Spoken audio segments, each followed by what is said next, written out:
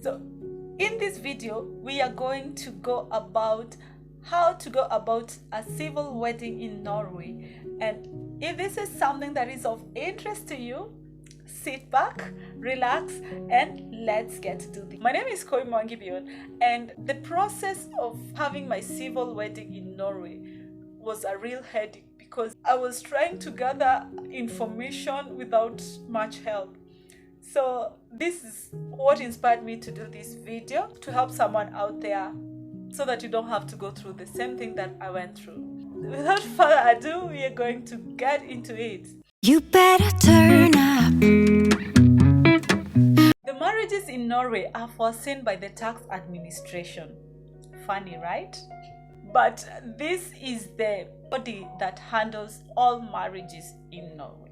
If you are marrying a foreign citizen in Norway, you must submit all the documents to the tax administration. If you have everything in order, the processing takes 5 to 6 weeks. So you have to make prior arrangement if you have to get some documents from abroad. That is, if you're not marrying your fellow Norwegian citizen. Make sure you do prior arrangement to gather all your documents before even you begin the application process. If you're marrying a person with a permanent residence in Norway, the procedure is the same as that of two Norwegians. If you're marrying a foreign citizen, which is what this video is all about, then these are the steps to follow. Number one, you have to have a self-declaration, and the self-declaration is made by the person who is not Norwegian. They give you a form that you fill in, and that is called the declaration form. You will get to fill a statement by the sponsor. So all these documents you find in the website. A declaration regarding division in case your spouse is divorced for less than 2 years. The person you want to marry has been married before and the divorce has not taken more than 2 years. Then they can fill in whether they want division or not. And this form they can get from Fylkesman. Note that all the documents for the foreign citizen must be legalized or have an apostille. So there is they cannot accept your documents if they are not legalized. You must also document your name and your age. So this is by your birth certificate, which must be legalized, or any other document that shows your age. So birth certificate or your passport can serve this purpose. If you are a foreign citizen, you must provide a document of no impediment to marriage. I have done this video of how to get a certificate of no impediment to marriage. Some countries call it a non-impediment certificate, others call it a certificate of no marriage. So this is a document to indicate that you have not been married before, or you have been granted permission to get married in a foreign country. And this document also must be legalized or have an apostille stamp. This certificate of no marriage should not exceed 4 months. So when applying for that certificate in your home country, make sure that it is within the time limit of when you intend to get married in the foreign country. So this certificate cannot exceed 4 months.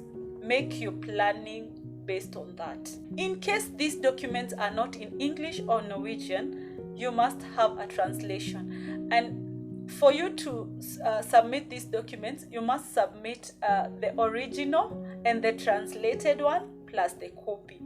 So make sure you go with the 3 copies: the original, the translated, and the copy of the translation, and apostille stamp on it or legalization. There are some countries that have more strict requirements than others. So in case your country falls under group 2, make sure you have really gotten the right documentation, as you could delay your procedure of getting married. And in case you reside outside Europe, in case you're a foreign citizen, you must provide documentation showing that you have a legal stay in the country in which you're getting married. And this could be your passport, of course the visa indicating that you have been allowed, you have been allowed to be in that country within that period that you're getting married. In case you're doing a visa application from your home country to go and get married, make sure the visa days are within the days that you're gonna get married. Like, give yourself ample time from the time of your visa application to your time the visa expires, and also considering that your certificate of no marriage is also within that time limit to avoid any inconveniences. Note that all these documents must be legalized or have an apostille stamp. If your documents don't have this, you will not succeed. Once you have all these documents gathered and you have filled in the necessary forms, you will send your documents via post to Skatteetaten. That is the address right there. After sending the documents, you will receive your confirmation from your ATIN inbox. It is just a matter of checking to see if you already have a confirmation. And remember that in case they need additional documents, they write to you in the same place, and you send the document back and your process continues. If all the documents are in order, they will prepare a certificate of no impediment to marriage. And now this is the certificate that you will send to your priest or to the city hall or to wherever you want to conduct your marriage for them now to prepare your wedding day. Note that Skatteetaten will notify you in case you need any correction in your documents or in case there is a missing document. And this one, you will just do the correction, the necessary correction, or send the necessary document to them, and they will continue with the processing. They are really good in their communication, so there is no need to worry. In case you have missed out on something, they'll just send you a mail and you will do the necessary and get your process going. This non-impediment certificate that you receive from Skatteetaten is now valid without a signature or a stamp.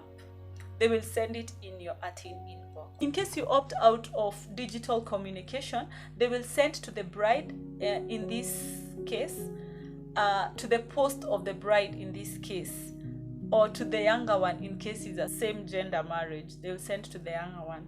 This certificate is also valid for 4 months. Once you get the certificate, you will book an appointment with the church or the civil authorities to have you married. For the civil authorities, you will have to book time for your wedding ceremony. At the ceremony, you'll carry your passport or your IDs and 2 witnesses. And just in case you don't have a witness, you can also request that they give you a witness. And of course, the witnesses also have to bring their passports or their identification document. The Norwegian Tax Administration will then receive an approved document from the civil authorities indicating that you have already been married. After this, they will send you the marriage certificate. And this is the same procedure you will follow when getting married to a Norwegian embassy abroad. Note that you have to book your wedding ceremony with the civil authorities after you get your certificate of no impediment to marriage from the Norwegian Tax Administration. So after this, now that is when you will get your actual wedding date with the civil authorities, and it will be within the dates that are free. So make sure in case you don't have much days left in your visa, you have booked your wedding date within the period. You have come before me today to be joined in marriage. I wish to remind you of the deep significance of the commitment you are making to one another and choosing to live together in matrimony. By entering into marriage, you are promising to stand by and support each other for better or for worse, in prosperity and happiness. However, you are promising each other more than that. Marriage involves a pledge to love and be faithful to one another. Wanting to love each other for the rest of your life is the most difficult promise you can make to another person. It requires your setting high standards for your life together, and it requires a sincere desire to strive to achieve these standards, now in the years to come. That is the promise that you are making to both of you. When you enter into marriage, you become one, but you also remain 2 independent equal individuals. There is no contradiction between love and unity on the one hand, and freedom and autonomy on the other. Love also means showing respect for my privilege, but also my duty under the law, to impress upon you the importance of the promise you are now making today. Legalised standard. Mwangi, do you take Bjørn Einar's summary Selve, who is standing at your side to be your lawfully wedded spouse? And do you, Bjørn Einar summary Selve, take Esther, and do you, Mwangi, who is standing at your side to be your lawfully wedded spouse? As you have promised each other, in the presence of witnesses, read together. If this video has been helpful to you, kindly like or leave a comment down below, and I hope you succeed in your process of getting married in Norway. Thank you so much for watching. Until the next one, goodbye. You better turn